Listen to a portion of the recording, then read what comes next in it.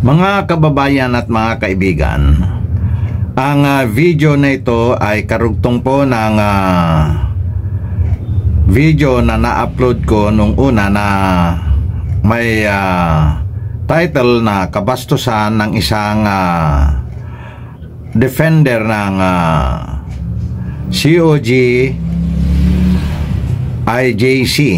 Ang ibig sabihin po nito ay Church of God in Jesus Christ. Yan daw po ang religion ni Jared na aking katunggali, mga kaibigan. Pansinin po natin, mga kaibigan, ang ginawa nitong si Esel na siya ang moderator namin ay pinatayan ako ng mic na hindi man lamang niya sinabi na aalisin niya yung mic ko. Mga kababayan, etong moderator na ito ay isa rin gumagawa ng kabastusan, mga kaibigan, sapagkat pwede naman niyang sabihin na papatayin niya yung mic ko, nang sa ganun ay titigil ako sa pagsasalita. Pero tingnan niyo ang ginagawa niya. Nagsasalita ako, basta na lang niya papatayin. Wala naman warning. Mga kababayan, hindi ako nagpupumilit. Nakita na, hindi ko na inedit yung video. Inilagay ko na rin na wala akong mic, walang naririnig sa sinasabi ko. Nakita nyo, mga kaibigan, ang ginawa niya. Paano pa ako makadepensa sa aking sarili? Kung ano-ano na ang mga sinasabi sa akin ng aking katunggali, hindi niya pinipigil. Pagkatapos, ako pa ang inaalisan ng mikropono. Mga babayan, pansinin po ninyo ang ugali nitong taong ito. Medyo may kabastusan din, mga kaibigan. Nag-moderator pa, tapos bias din naman siya. Ito po si SLTV, mga kaibigan. Pinasok siya ng isang bastos na dumedebate. Hindi niya namamalayan na pati siya ay kalaban nung pinapasok niya. Mga kababayan, isang katangahan ni Esel yan, mga kaibigan. Ganun pa man, ipagpatuloy po natin panoorin ang mga pambabastos nitong batang ito, mga kaibigan. Ang video na ito, mga kaibigan, ay magagamit sa mahabang panahon upang pag-aralan at pansinin ang mga ganitong uri ng mga nagtatalakayan, nang sa ganon ay maiiwasan, mga kaibigan. Magagamit po ito, tiyak ako, magagamit po ito sa maraming pagkakataon upang mag-aral at magturo ng mga salita ng Diyos, mga kaibigan. Ituloy po nating panoorin ng video, nang sa ganon ay mapanood po natin kung ano nga ba ang nangyari sa kabuuan nito. Ito po ay second episode na po ito ng video na ito, mga kaibigan. Panoorin po natin. Ayan, i-mute muna natin kayo. Okay, kapatid na i-mute muna namin kayo, no? Kapatid na kapatid na Larry. Okay, Bro Isel. Hello. Nakamute ka, kapatid na Dajon, nakamute ka. Huwag ka munang magsalita, kapatid na Dajon, nakamute ka. Sandali. Sige, kapatid na Larry. Para mas maganda. Ay, mga kaibigan, pansinin po ninyo. Nagsasalita po ako, wala ng audio. Sumingit po siya ng mga salita niya. Hindi ko na po napapansin yung mga sinasabi niya, sapagkat ang akala ko ay may audio pa ako. Ngayon, mga kaibigan, yung ginawa po niya na yun ay ninakawan niya ako ng karapatan magsalita, mga kaibigan. Ipinasok niya yung kanyang sinasabi na sa panahon ako na nagsasalita, mga kaibigan. Tandaan po natin, yan po ang tindig ko, mga kaibigan. Hindi po ako ang nag-aalis ng mikropono sapagkat sa kanya ang control. Siya ang host at siya ang moderator, mga kaibigan. Tuloy po natin ang video. si Dajon, dapat siguro huwag siya masyadong magsasalita eh. Huwag siya masyadong magsalita, makinig na lang sa. Nakita po ninyo, may pangatlo pa akong kalaban, mga kaibigan. Etong si Larry Silva, na kalaban din ni Jared, si Esel, nakalaban din ni Jared, ay magkakakampi na sila ngayon, mga kaibigan. Biruin mo, sasabihan ba naman akong wag na lang daw akong magsasalita, makikinig lang daw ako? Meron bang ganon, mga kaibigan? Unfair din tong Larry Silva na taga MCGI, mga kaibigan. Panoorin po natin ang video. Huwag sila magsapawan kasi hindi maintindihan. Saka huwag naman siya masaktan sa sinabi ni Jared na ang samahan ni Dajon ay sa demonyo. Mga kaibigan, ang sinabi ni Larry Silva na taga MCGI ay isang salitang kagaguhan. Tandaan po ninyo yan, mga kaibigan. Kakarinig lang po natin, mga kaibigan, ang sinalita niya, mga kaibigan, ay isang salitang kagaguhan. Taga MCGI po yan, kaibigan. Ituloy po natin ang video. Kasi sabi naman niya kanina na patutunayan daw niya na ang MCGI sa demonyo rin. Oo. Ganun lang naman eh. So ganito na lang. Ano na lang kayo sa topic, kung ano yung gusto nyong topic. Huwag na yung magbangayan na kayo. Mamaya na kayong magpatunayan kung sino talaga. Nakita mo. Sabi mo, eto nga nakita mo yung hamon niya. Ang pangit. Ipinapakita na niya ang kabastusan niya. Hindi ko pa nakikilala yung kanyang iglesia. Sabihin mo na kung ano yung gusto mo ng topic para matapos na. Huwag na kayo magsisihan. Kaibigan, ikaw bilang moderator, pinapasabi mo na yung topic ngayon hindi ko pa nga nakikilala yung kausap ko. Magpapakilala siguro ako, kapatid na Esel. Magpapakilala ko. Ako po si Jared. Pakilala muna yan dahil ako kilala na ninyo ako dyan. Ayan. Ako si Jared Almasora, defender o defensor ng Iglesia ng Diyos kay Kristo Jesus, o sa English, Church of God in Jesus Christ. Wala akong nakalagay na born again doon. Kagaya ng samahan ni kapatid na ano pa pangalan nito? Dajon. Kasi yung sa kanya may dagdag eh. Merong born again. Wala namang born again doon eh.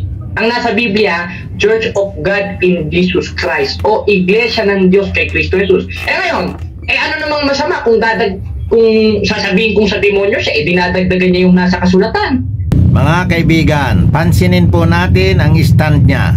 Dinadagdagan ko raw yung nasa kasulatan. Mga kaibigan, ang pangalan namin na Church of God Born Again Christians ay biblical.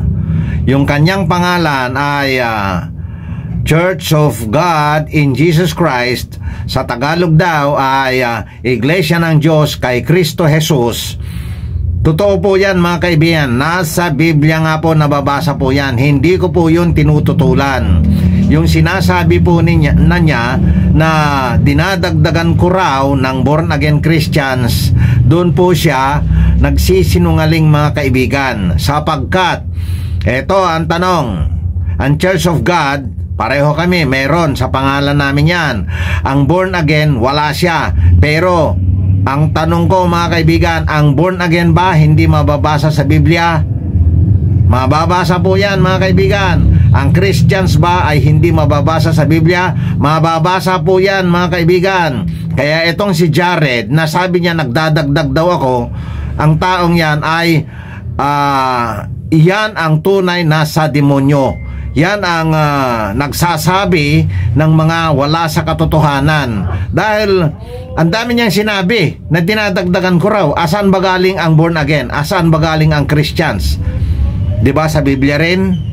Mga kaibigan, tandaan ninyo, kung pagdidebatehan namin yan, mga kaibigan, hindi rin makakalusot yan sa akin. Ngayon, ang topic namin na binuo, mga kaibigan, ay titindigan niya ng kanila daw founder ay ang Jesus Christ, na pasisinungalingan ko yan kasi hindi po pwedeng maging founder ang Jesus Christ, ang Kristo ng Diyos, mga kaibigan. Hindi pwedeng maging founder. Pero kung ang Kristo ni Jared ay founder, hindi yan ang Kristo ng Diyos. Tandaan po ninyo yan, kaibigan. Isang katotohanan po yan. Kapag Kristo ang naging founder ni Jared, hindi yan ang Kristo ng Diyos. ang Kristo ng Diyos ay hindi pwedeng maging founder ng religion sapagkat siya ang pinagsasaligan ng lahat ng uri ng religion, mga kaibigan. Yan po ang katotohanan na nakasulat sa Biblia. Tuloy po natin ang video. 22:18 ng Apokalipsis, si Apostol Juan ng mga kakalaban mo, tatang, na ano? Na sino mang magdaragdag sa nilalaman ng aklat na ito ay daragdagan ng Diyos sa kanyang parusa. Ingat ka, tate, baka parusahan ka ng Diyos. Hindi ka Mga kaibigan, isa na naman na kayabangan nitong bastos na batang ito, mga kaibigan. Hindi pagdaragdag ang ginagawa ko, mga kaibigan. Nakasulat lahat sa Biblia yan, mga kaibigan. Ngayon, hindi niya nauunawaan yung binasa niyang talata, mga kaibigan. Ang matinding utos dyan, mga kaibigan, ay mensahe ng buong Biblia yan, mga kaibigan, na ang mensahe na yan, tandaan po ninyo ito, mga kababayan, ito po ang katotohanan ng talata na binabanggit niya. Tandaan po natin itong sasabihin ko, mga kaibigan. Ang bawal dagdagan at bawal bawasan ay ang bautismo na iniuutos ng ating Panginoong Hesukristo na nanggaling sa Ama. Yan po. Subalit, lahat iyan, yung talata na yan na sinabi niya ay applicable sa buong Biblia. Ginagamit ng napakaraming pastor yan, lalong-lalo na kay Brad Eli Soriano, ginamit niya yan. Subalit ligaw ang kanilang pagkaunawa dyan, mga kaibigan. Hindi ko man lang narinig kay Brother Eli Soriano na ang salitang iyan ay tungkol sa bautismo, mga kaibigan. Kapag ang bautismo ay nagdagdag ka o nagbawas ka, lalong-lalo na sa mga salita na nakalakip sa tamang bautismo, mga kaibigan, yan ang aalisan ka ng karapatan sa punong kahoy ng buhay, mga kaibigan. Kaya itong si Jared, napakayabang na tao, bastos na bata, habang buhay ako, tatalakayin ko ang topic na yan, yung talata na yan na binasa niya, mga kaibigan. Wala rin sa unawa. Bakit? Hindi rin ibinigay sa kanya ang kahulugan ng talata na yan, mga kaibigan. Napakayabang na bata, napakabastos na bata. Ngayon, mga kaibigan, hinahamon ko siya habang buhay. Pag-uusapan namin yung tungkol sa talata na kanyang binasa, mga kaibigan. Ang bastos na tao, mga kaibigan, ay kinamumuhian ng Diyos. Nakasulat po yan sa Biblia. Tandaan po ninyo yan. Okay, so nagpakilala na, kapatid na Dajon, ano?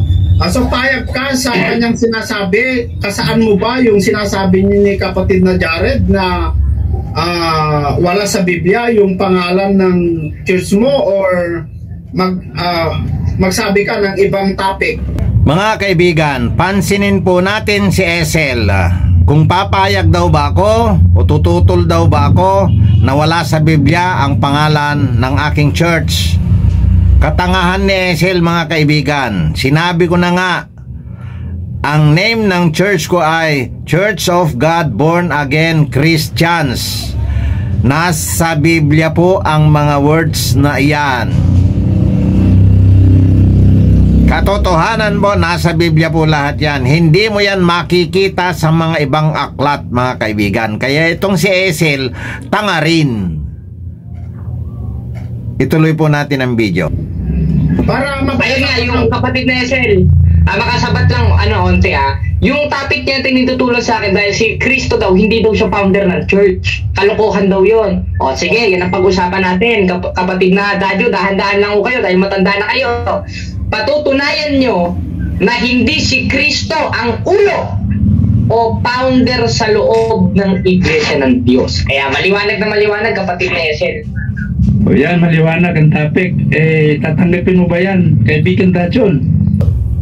Mga kaibigan, etong si Larry Silva ng MCGI ay tatanggapin ko daw ba ang hamon na patutunayan ko na ang Kristo ng Diyos ay hindi maaring maging founder ng kahit anong iglesia. Katotohanan mo yan. Yan po ang tindig ko. Hindi ko po yun aatrasan, mga kaibigan. Ang claim nitong si Jared,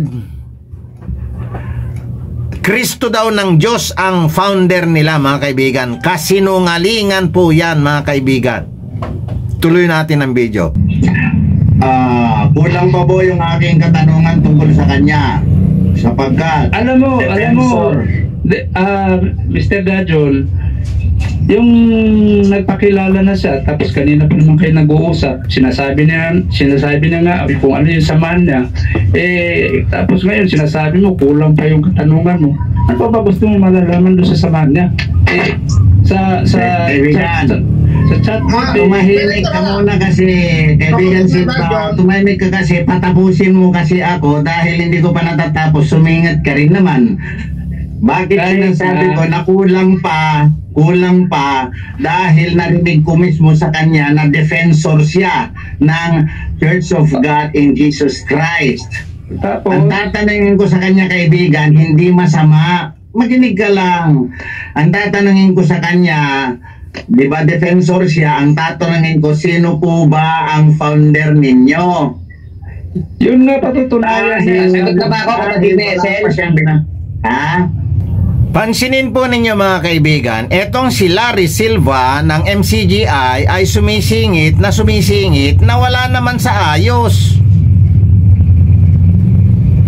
Nakita po natin ang kanyang isinisingit na mga sinasabi niya. Wala sa ayos, mga kaibigan. Ituloy po natin ang video, mga kaibigan. Sasagot na ba ako, kapatid na Dajon? Alamin ko yung founder nila kasi alam niyo na ako ay isa sa founder, nakasulat dyan. Di ba ba? Mr. Dajon, ganito yan. Ito ang founder. Jared, sandali. Ayan na po, mga kaibigan. Dalawa na po ang kausap kong bastos. Unawain po natin ang kalagayan nitong si Larry Silva, mga kaibigan. Isa rin siyang bastos, singit ng singit na hindi naman kasali sa topic. Hindi siya moderator, hindi siya ang kadebate ko. Ang kaso nga lang, ano ba ang gagawin ko sa kanya, mga kaibigan? Hindi naman pinipigil ni Esel na may kabastusan din. Maliwanag po sa video na ito. 3 bastos ang kausap ko, mga kaibigan. Ngayon, maraming kakampi ang mga iyan. Ano i-comment nila sa akin? Babaliktarin. Natural, mga kaibigan, nang sa ganon, masustentuhan naman nila ang mga kabastusan ng mga 3 ito. Ituloy po natin ang video, mga kaibigan. Dali lang. Sige po. Mr. Dajon, yung gusto mong malaman, yun ang pag-uusapan nyo eh. Ikaw kasi parang umiiwas ka lang eh. Siguro kinain mo yan. Natataranta na ni Tatan eh. Napasubok yata. Sabihin na kasi ka Silva, sabihin na niya kasi sino bang founder sa kanila, sa Church of God in Jesus Christ. Sino bang founder nila? Yun ang pag-uusapan nyo. Yun ang pag-uusapan nyo. Yun ang tema. Yun ang pag-uusapan nyo. Mag-usap na kayo. Para ka lang hindi po yan ang kaibigan. Hindi po yan ang kaibigan. Kapatid na Esel. Alam ko sino founder. Sandali. Sige, pasagutin mo muna kapatid na Dajon. Sige, kapatid na Jared. Ano yung sagot ko? Mga kaibigan, napansin ba ninyo? Ngayon lang po pumasok si Esel. Nag-aagawan na kaming 3 sa pagsasalita. Nagrarambulan na kami. Nakatunganga lang siya. Ngayon pumasok siya, mga kaibigan. Di ba dapat kanina pa niya ginagawa yan? Dapat inaayos niya dapat. Kaso tanga rin kasi itong si Esel, pinababayaan lang niya, nagkakarambulan. Akala niya nakakabuti sa kanya, pero hindi, mga kaibigan. Tingnan natin ang kabastusan ng mga katunggali ko, mga kaibigan. Mabibisto natin dito ngayon, mga kaibigan. Ngayon pa lang niya pinapasagot ng maayos. Hindi niya inayos kung paano mag-usap ng may kaayusan, mga kaibigan.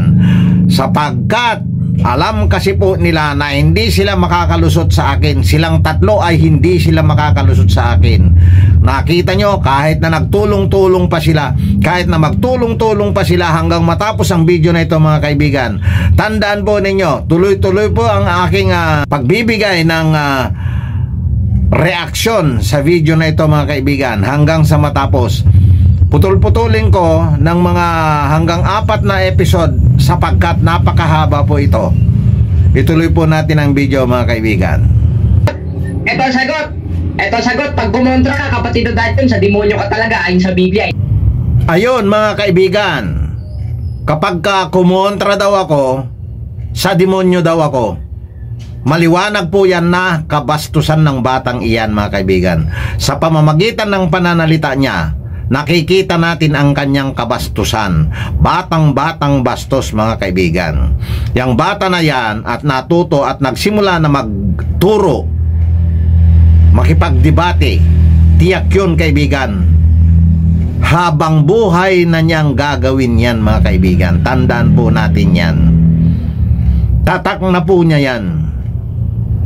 Ganon pa man, hindi pa rin ako titigil sa kalalaban ng kalalaban sa kanya. Labanan ko ng labanan na yan sapagkat siya ang tunay na bastos na gumagamit ng mga salitang kabastusan mga kaibigan. Nakasulat po sa Biblia na kinamumuhian ng Diyos ang mga bastos na tao mga kaibigan. Tandaan po natin mga kaibigan, nakasulat po yan sa Kawikaan 8:13. Ang may mga masasamang pananalita ay kinasusuklaman ng Diyos mga kaibigan.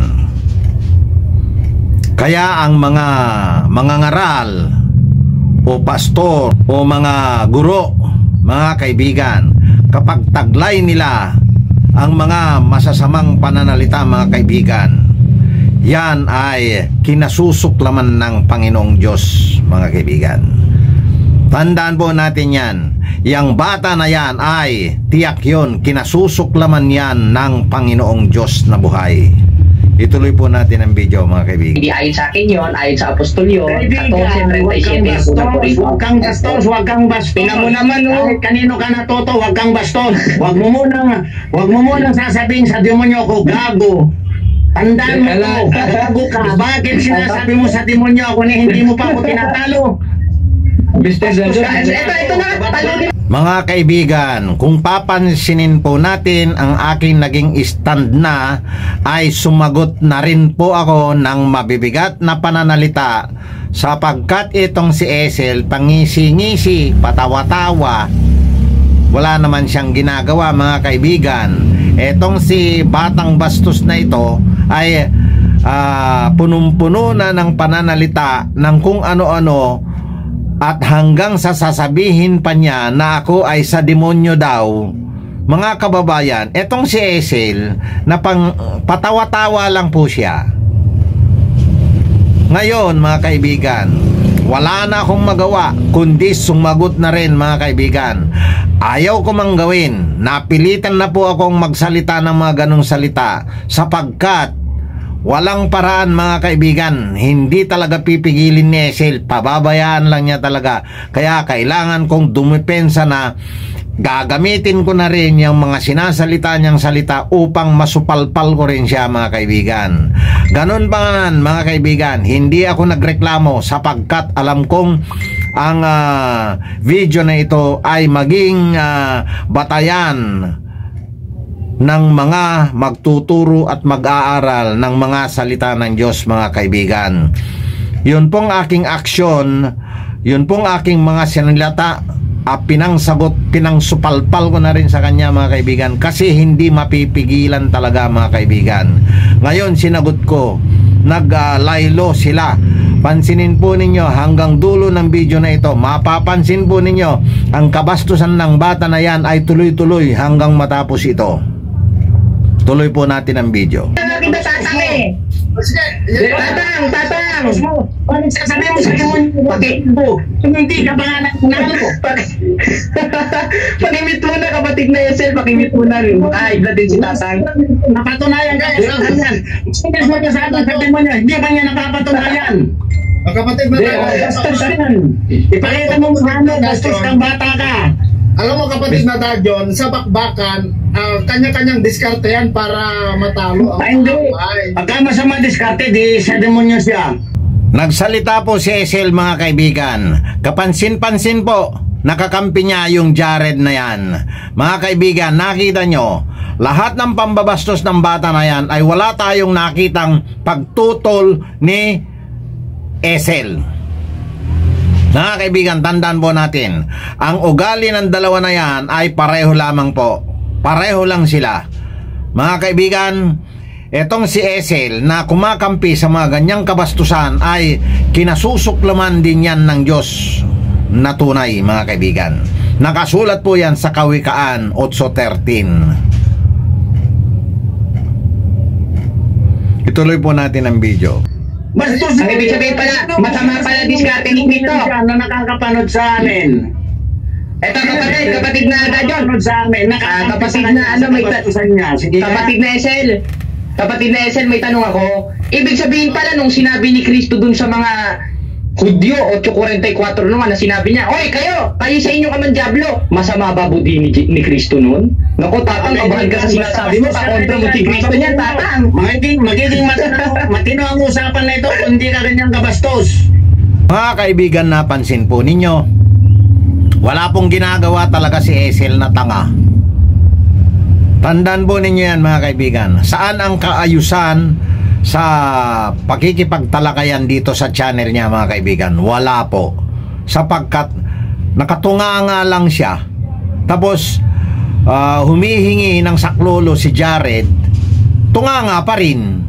Ngayon, sasaklolohan niya, kakampihan niya upang ako ang gusto nilang ipitin. Mga kaibigan, hindi nila ako maiipit.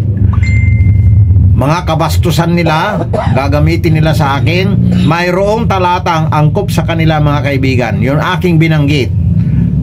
Nababasa yan sa Kawikaan, Kapitulo 8, versikulo 13. Yan po ang katotohanan mga kaibigan. Kinasusuklaman ng Diyos na tunay ang mga ganyang klase ng tao. Si Jared at saka si Silva at saka si Esel mga kaibigan. Tuloy po natin ang video.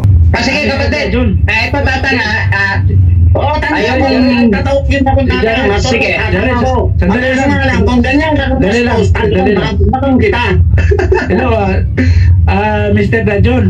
Walang magkakasabi, kahit i-memorize pa niya yung Biblia. Yung attitude niya na yan, na nasa camera siya.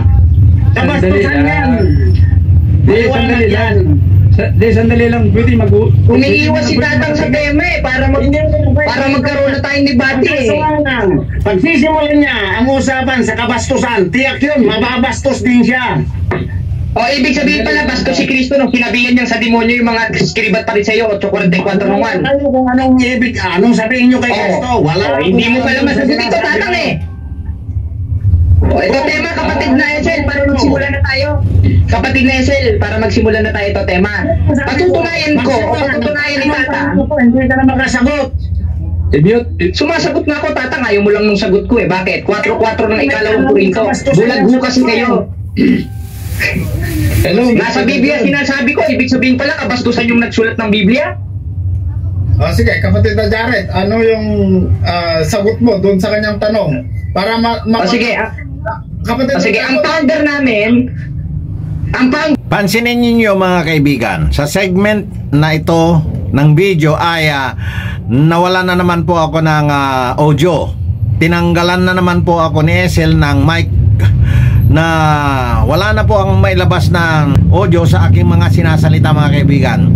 Sinasabi ko na nga po, ang taong yan si Esel ay bastos din sapagkat andyan naman yung mic niya. Bakit hindi man lang niya sinabi na alisan niya muna ako ng mic? Basta na lang niya pinatayan ng mic upang mapagbigyan niya yung kabastusan ni Jared mga kaibigan. Pansinin po ninyo, magtutuloy-tuloy si Jared sa pagsasalita silang dalawa magsasalita, ako tinanggalan ng mic. Nakita mo ang kabastusan din ni Esel, mga kaibigan. Ituloy po natin ang video. Namin na tinutukoy na isang pastor, Jesdi 6 ng 1 at sumasa ating palagi 28-20 ng Mateo, si Kristo yun. Si Kristo yun. Ngayon, tutol siya na hindi kasi Kristo, yung founder ng iglesia. Eh, di tutulan mo, panindigan mo ngayon yan dahil sinabi nyo, kapatid eh. At huwag na wag kayong magagalit. Dahil nasa Biblia sinasabi ko, may batayan. Yung masama, nagsasalita ng wala sa Biblia, kaya ng kapatid na Dadyun. Tingnan ninyo, mga kaibigan, ang kagaguhan nitong Jared na ito. Wala daw sa Biblia ang aking sinasabi. Katotohanan sinasabi ko sa inyo, wala akong ibang referensya na aklat, mga kaibigan. Puro Biblia lamang.